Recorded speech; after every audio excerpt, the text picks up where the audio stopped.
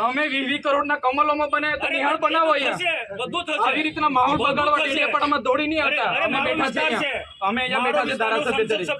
એ 4 તારીખે હા ખબર પડશે દર વખતે ટેપ પડી ગયેલી તમારા વિસ્તારમાં કર્યા કરો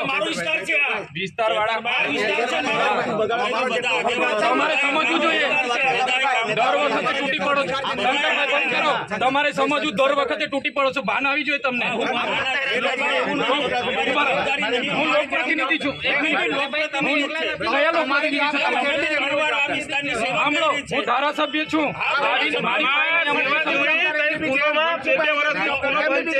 શિક્ષક નથી તમારી શિક્ષકો નથી તે સેવા કહેવાય એમની ફરજ નથી